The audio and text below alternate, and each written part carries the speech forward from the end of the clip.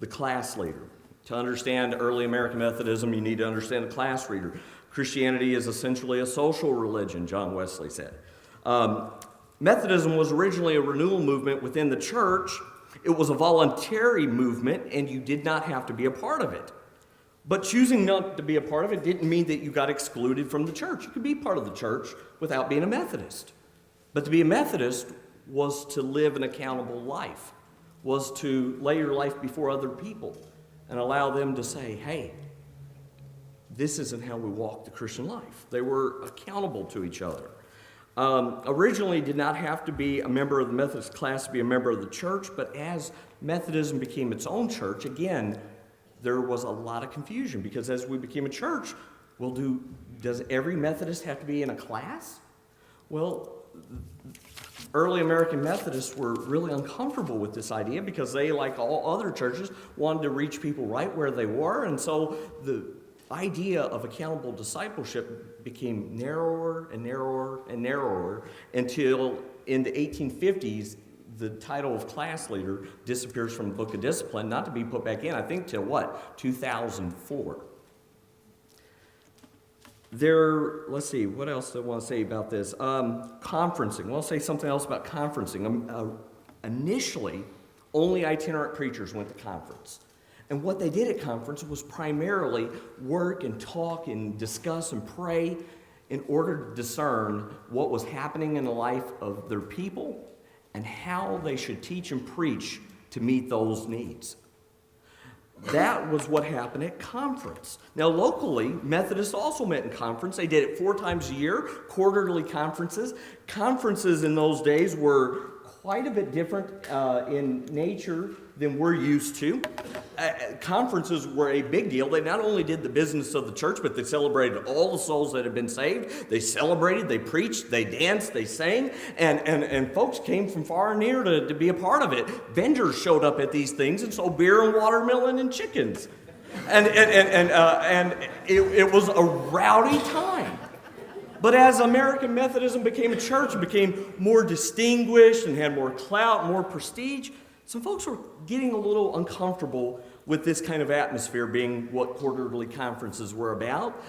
And so some of the more distinguished members said, we don't want to kill the joy.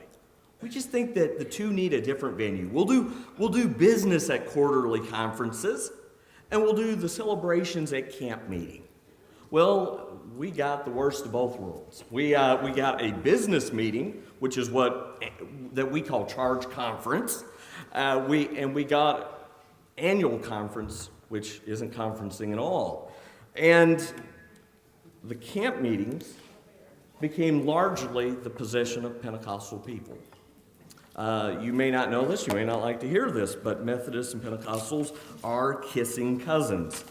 They're the people we abandoned when we kicked them out of the quarterly conferences.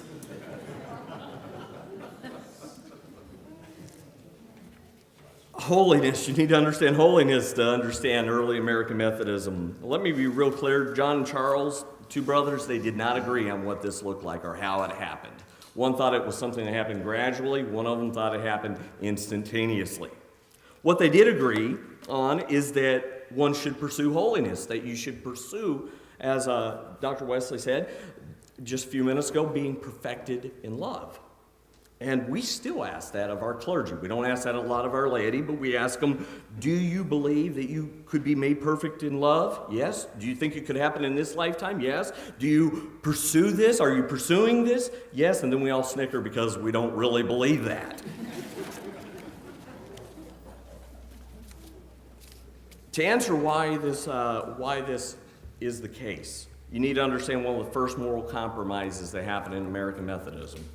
And that's over the compromise of slavery. You did not have to be perfected in love to be a Methodist, but you did have to pursue it. And that meant that there were sometimes tough choices to make. And in early Methodism, you could not own slaves and be a Methodist. Well, Methodism was growing in the South, and there were a lot of prominent guys and gals that wanted to be Methodist, and they owned slaves. And if we didn't take them in, well, they'd just go join the Baptists or the Presbyterians. And I'm really glad that today we don't make any compromises about church discipline in order to get prominent people in our church. really glad that we moved beyond that. But it was a problem a long time ago. It's hard as it is to believe. And slowly but surely, less and less was said about slavery until it dropped out of the discipline altogether. Well, there were other compromises along the way, and Britain wasn't immune to these either. In the London church that William and Catherine Booth were appointed to, William and Catherine had this audacious idea that Jesus loved people on the edge of society, and they started reaching out to beggars and alcoholics and prostitutes, and the church didn't like it, and they asked them to make a choice about it. Now, here's what was really interesting about this. These second and third generation Methodists, guess who their people had been? Guess what their grandparents had been? They had been alcoholics and beggars and prostitutes, and the Methodists had reached them. But see, that had been a long time ago, and now they had education, and now they had good jobs, and now they had money and clout and prestige, and they didn't want those kinds of people in their church. And so William and Catherine Booth left and started the Salvation Army. Well, unfortunately, this is a big part of the early American story. The second half of the 19th century, Methodism spends a lot of time chasing out a lot of good folks. The Salvation Army, the Free Methodists, the Wesleyan Church, the Church of the Nazarene, the AME, the CME Zion, the Salvation Army, I think I already mentioned them, the Church of God, Anderson. We ended up chasing off a lot of good folks. So, next time you joke with your Baptist friends about them always splitting and breaking off from each other, just know that that's part of our story too.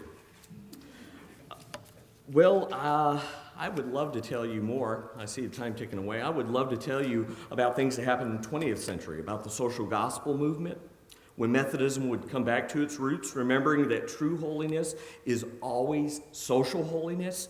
Methodists would begin making new commitments to the least, the last, and the lost. But along the way, of course, some of these crusaders would forget what they were fighting for justice for, and some of the biblical message would begin to be lost as a result of the social gospel movement. I'd like to tell you about the holiness movement that would rise up to call the church back to its biblical roots. I would love to tell you about the ecumenical movement, how Methodists would take a lead in helping Christians across denominational lines have a conversation as people who belong to the same household of faith. I would love to tell you about the Renaissance in Wesleyan studies, largely as a result of Albert Outler, the staff of SMU, Duke, and Dr. Hotzenrotter. I would love to tell you about Pan-Methodism. I would love to tell you about the World Methodist Council. I would love to tell you about this great conversation that is going on worldwide that has actually led to some Methodist denominations coming back together. But there are other speakers today. So with that, I'll conclude. We do have 6 minutes, so I'll take any questions if you have them. Where does the term Methodist come from? Well, it's a derogatory name, actually. John Wesley, the church was rather lax in the 18th century. And in the 18th century, Sky and I were joking about this earlier, was kind of a bawdy time. See, we're the descendants of Puritans. The people in England of the 18th century are not. We're not.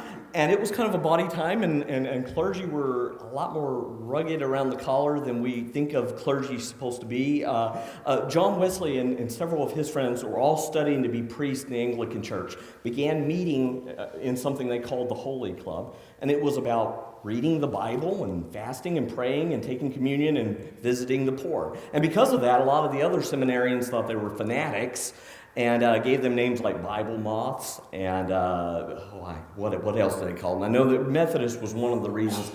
And the idea of what the term meant was John and George Whitefield, kind of a secondary story of Methodism. Ireland, they're actually, most of the Methodists are Calvinist. George Whitefield, John, Charles Wesley, they believed that there was a pattern. Dr. Cindy Wesley talked about this a few minutes ago. We don't have to reinvent the wheel. They believe that there is a pattern that God has established for us to walk in if we want to become mature Christians.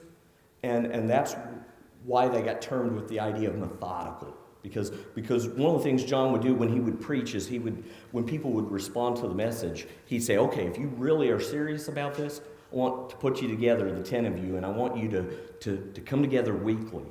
hold each other accountable, to help each other, to watch over each other in Christian love, to become Christian people. And that's where the term Methodist, we just decided it was a good name, and we took a name that was a derogatory comment, and we made it the name we stuck with. So, yeah.